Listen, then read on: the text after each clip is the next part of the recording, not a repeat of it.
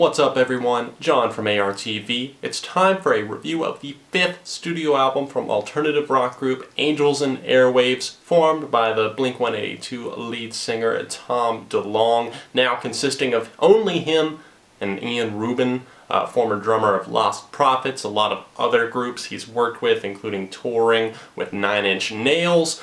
This album is called The Dreamwalker and it's out December 9th. If you'd like to hear the record in full, check the link in the description down below. You can also find me on Facebook, Twitter, and of course you can consider donating to the channel to help the reviews keep coming. The links are in the description down below. I've lost favor over the years with Angels Airwaves just because the more music I listen to, the more formulaic I see that Tom DeLonge's approach to music can be. And on this new record, he said that, hey, I'm kind of tired of my own tricks. I want Ian Rubin to kind of come in here, let Rubin do some of the producing, some of the decisions are going to be made by him for some of these cuts.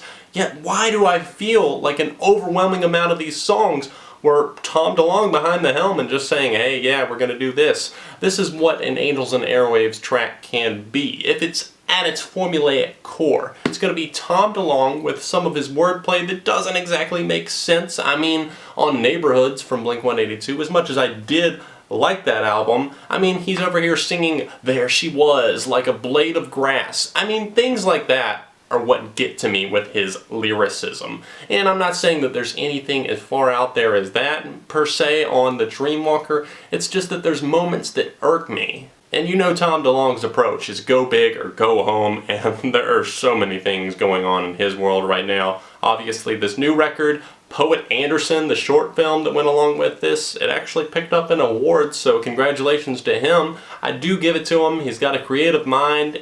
He's into UFOs. He's into a lot of different things, comic books. But at the same time, it almost feels like we get a watered down version of something because he is spread so thin. Over the course of many years, he has dedicated himself to so many different projects that is he really dedicating enough time to the quality of the music? Let's go ahead and break into this thing though and talk about these tracks. Teenagers and Rituals, it sounds interesting at its heart. It's got an interesting concept, but it's ultimately brought down by the lyricism of Tom DeLonge. This is one of those ones I was talking about where he just kind of throws random word choices together. His wordplay does not flow well. Plus the whole ba-ba-ba-da-da. Who didn't see that part coming? Once we get to the chorus, things improve drastically, I would say. Honestly, I love Ian Rubin's drumming on this thing. I think it powers this thing through the chorus, and Tom sounds a lot smoother during that period of the song. It's hard not to hear the outside influences in tracks like the Wolfpack. Maybe it's just me coming off of that recent Walk the Moon record, but I'm hearing a lot of 80s synth pop in this song, and it's kind of drowning it for me. The synth suddenly goes from being in the spotlight to dying off during the chorus and then immediately flaring back up, which seems odd to me. It seems like an odd choice because it just doesn't flow well. It's not that this track is totally unenjoyable in every aspect of its existence, it just feels like more of the same from Angels Airwaves with those outside influences that I mentioned that don't really offer anything fresh at all. Oh, did I say 80s? Because you haven't heard anything yet. Hear the first synth hit on Kiss with a Spell and you'll know exactly what I'm talking about. It genuinely feels like Major Tom meets the 1975 here on this track, and I cannot get past that. Saying that this is a difficult listen is definitely an understatement, as nothing about this track is intriguing at all, especially not Tom's lyrics. The Disease continues the 80s streak ever so slightly, but what's different here is that it does manage to break free of all of those influences and stand strong on its own. The backing vocals are excellent on the chorus of this track, which leads me to ask, why couldn't we have more of this on the album? DeLonge feels hesitant yet confident in what he wants on this song, and you know what? That's extremely refreshing. With much of this album, I feel as if Tom had no clue what he wanted or what direction he wanted to go in or what did he want to do with this song and this synth and this drum line.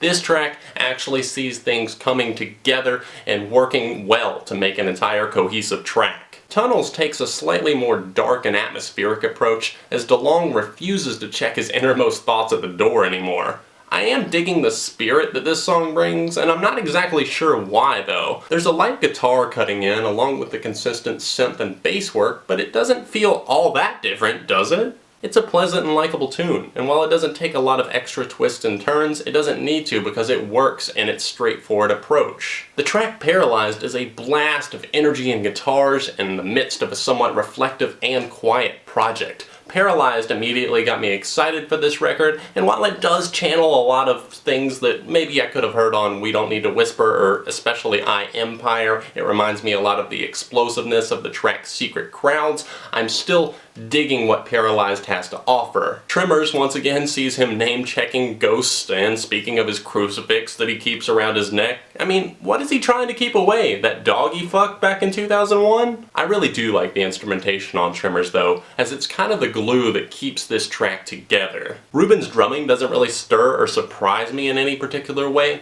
but it gets the job done, and that's really all I can say for this track in general. The track Mercenaries attempts to relate a relationship to a war or possibly a soldier. I'm not entirely sure, but the problem here lies in the lack of creative spirit. We're seeing Tom fall back on his old tricks and his old routines and not breaking out of them, and this, along with the track Bullets in the Wind, feel like standard AVA cuts. Upward ticking vocals, familiar and safe guitar riffs, a little bit of electronic work in the background to possibly separate it from Blink-182's work, although as of recent, on their last album Neighborhoods, it's really hard to tell sometimes the difference. And while I do like Neighborhoods, it's just that this track feels like it could have been a B-side to that record, something that they were like, hey, this is too similar so we're not going to put it on there, and then Tom saved it for a later project. Oh boy, an acoustic closer! I know what you're thinking, but really, Anomaly is not bad. In fact, it's a quirky little jam full of subtle nuances, little clicks and clacks in the instrumentation, and a reverb-laden vocal performance. It's kind of got a wide-eyed innocence about it,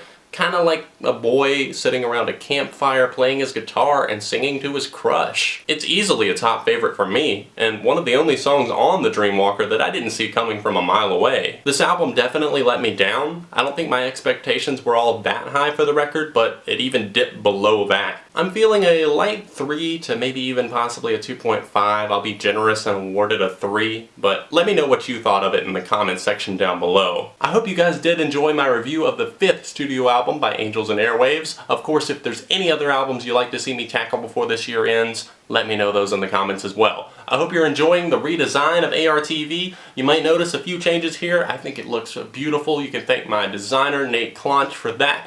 His website is linked in the description down below. He does great work, and all of this, all through the years, has always been designed by him, so I'm very, very appreciative to him for that. Of course, you can find me on all of my social media sites over here, and if you'd like to donate to the channel to continue supporting the reviews, the link to my PayPal account is over here. Thanks for watching, and I will see you very soon right here on ARTV.